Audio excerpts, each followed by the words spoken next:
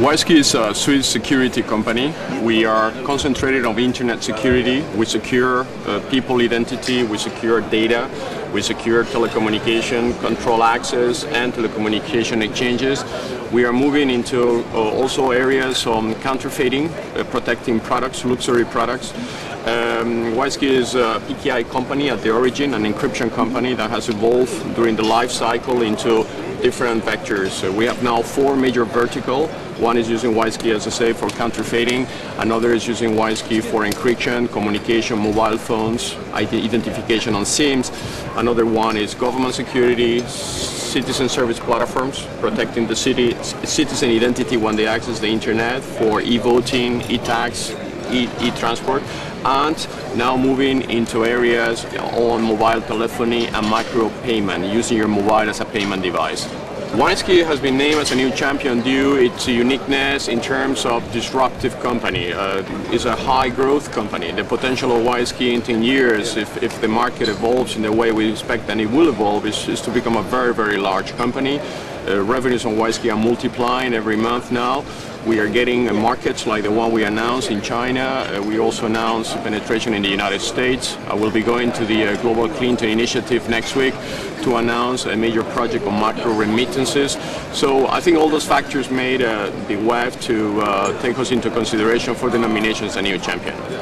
So we have a developed country strategy, which is basically everybody should have a digital ID. WISekey motto is everybody should have a digital ID, and without the digital ID on the internet you can do transactions.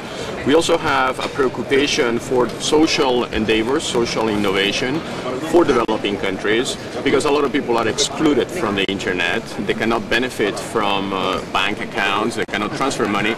So WISekey is also working with the United Nations, with many NGOs, to provide people with digital identification. Actually, we're also providing a project for unbanked people that don't have a bank account. There is 3 billion people with a mobile phone now.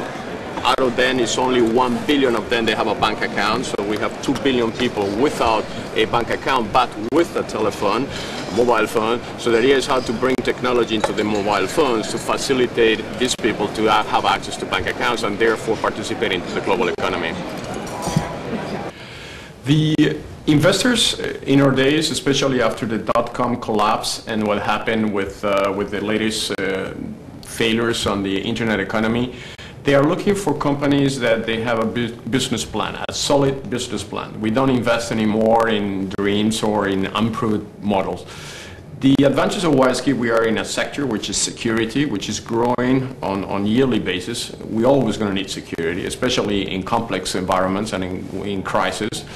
It is also based, the business model of WISekey, on innovation and how to use this innovation for social causes. And it's a trend in the market now where investors are putting their money in social innovation. Actually, many of the VCs in the United States, in China, and many other places are now investing in companies that, in plus of having a traditional business model, they also have a business model which is bring innovation, means revenue are created by disrupting innovation. So this new model goes in advantage of WISekey. WISekey will grow not only by making money, but also by returning services to the community, to empowering the consumers and to get services that allows them to have a better quality of life. We handle the crisis in a very, I will say, Swiss way. Switzerland is a country which has been maybe the country less affected by the crisis. We are a small economy. We have been just being the most competitive economy in the world for first time at the World Economic Forum. Actually, Switzerland is now #1 and the United States #2. And the same way applies for the way you run businesses in Switzerland. So you downsize, you reduce cost, you increase spending in terms of innovation, R&D, you make your products more competitive internationally, and you establish cooperation with countries like in China, where the Swiss know-how and the Chinese expertise together combine an excellent viable model. So this is the best way to fight the crisis. It's not creating those kind of white elephants company, which are very big, huge burn rates, but rather to grow accordingly to the needs. We sign a contract, we put people. We don't sign a contract, we reduce people. We create a new product, we innovate, and so on. So the flexibility and be able to adapt to whatever circumstances the market will bring us. We just had a session which I moderated on social innovation and breakthrough ideas for social innovation. So the objective of the session was to capture the knowledge and attention of the participants and come out with ideas which could become eventually a groundbreaking idea, an idea that will change social innovation, that will change the way things are done for the better. Social innovation has a component of society. Social means that whatever you design has to be thinking on the most disadvantaged person. So not disqualify anybody, not exclude anybody from that opportunity. And that was the meeting. So we talk about water, about how can we bring water to developing countries. We talk about education, about security, about how human beings could improve the quality of life. Maybe we use less the internet because we are too much internet conscious now, only the internet, and facilitate meetings where people see each other, like the web is a good example. So we were discussing how innovation can improve the quality of human life. Now the problem we have in the world is that the present society, which has 6 billion people, was designed originally by architects only thinking about 1 billion people. But the world has 6. It's like designing a house for only 5 people and you leave 100 inside. Obviously, the house will not be comfortable. The same problem we have in the world today. We are living in a world that everything, institutions, UN, organizations, government, all of them, they are being taken into consideration. That big plan of a world which basically in our days is totally obsolete.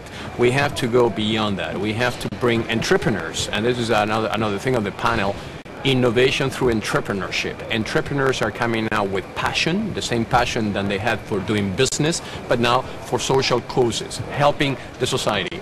So extremes of the conversation when that maybe in the future the next Google, the next biggest company on earth will not necessarily a company only making money, but also returning money back again to the society. The participants of the sessions are predominant figures from academia, business, scientific world, government officials, all of them members of the WEF, that they came to the meeting to provide their contributions and their know-how and their practical experience, and we came with concrete ideas, and this is with the uniqueness of this type of environments. Then you came with ideas, then many of them could become basically the next idea.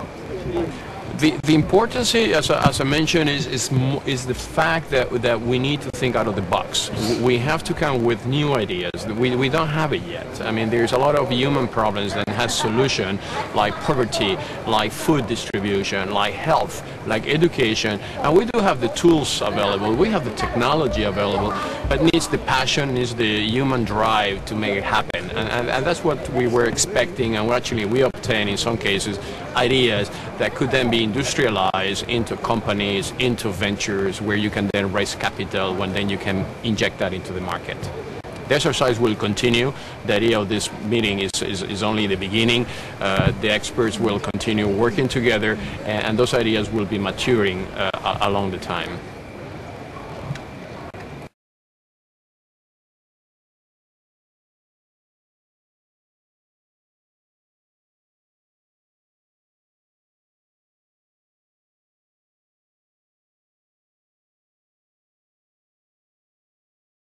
As you know, Wipro has always been very active in the technology. We are not a traditional brand only. Tradition is something we take for us as granted. We have been in the tradition for 440 years. But we want to bring this tradition into the future. We want to connect. We want to connect tradition to the future. And high technology has always been a very strong interest at Hublot for everybody. We have been the first to launch a Hublot TV. We were the first to launch the special showcases, the Raptor showcases. And today, we are the first to launch a very serious, very deep, very important protection against fakes. So we came out, thanks to Carlos and WISekey, with an incredible solution. And this is a world first. It is the first time this solution is used in the watch industry. Carlos will speak also and tell you in which other industries this technology is used. The technology is complicated but quite simple. Every watch will be sold, will leave the Hublot factory with an identity card, with just a passport, the identity card. And this identity card will be with the watch till it goes to the retailer, and the day our retailer is selling the watch, he has to connect this identity card to the internet. And when he connects it, then we will have two connections. The first connection when the watch leaves the factory, the second connection when the watch leaves the store, and when the two connections match, then the guarantee starts. WISekey basically provides the cryptographic technology which is on the chip. The smart cards you can do many other places. What is important here is not the smart card, but what is inside the chip. In each chip, in each card, you have a unique number, which is an encrypted number, which corresponds to the Hublot number, and that number is always unique. Cannot be two equal numbers in the world. This is a reader. This is a very high-tech reader. It's a latest technology. A user, the only thing he has to do is insert that card in that reader, and that reader you connect with a USB port to your laptop or computer. So with that simple action, basically what you're doing is certifying that the owner of the watch is also the owner of the original watch, because in our days, as you know, the market on counterfeiting today is one of the most expanding markets. In the global counterfeiting industry is now reaching $1 trillion, which already represents 4% of the global trade on goods and services. And this is increasing more and more, and with the crisis, we will see the counterfeiting industry exploding. Switzerland is one of the countries which is most targeted on counterfeiting because the brand of the country, the made in Switzerland, is one of the most powerful brands on earth, and this brand is one of also the most counterfeiting brands. So it is our duty as a Swiss company to try to protect the industry. It is our duty as well to try to give to the end user the ownership insurance that after paying a premium price for an expensive watch or a high quality watch, that price will not be minimized and compromised by the fact that somebody will have a doubt about the authenticity of that watch. In the protection of the product, the interactivity, because with this identity card, which was the watch refurbished and so on, so it will not be one Hublot produced without this identity card. And we were capable to do that. The merit of Hublot. We're the first company in the year 2000 to do the e-voting project in Geneva, allowing the Swiss citizens to vote over the internet in cooperation with the Geneva state. We are investing in the relation with Hublot as we believe Hublot has a lead edge in what concerns the technology that's coming beyond that, and it's the first company in that industry that is thinking beyond. And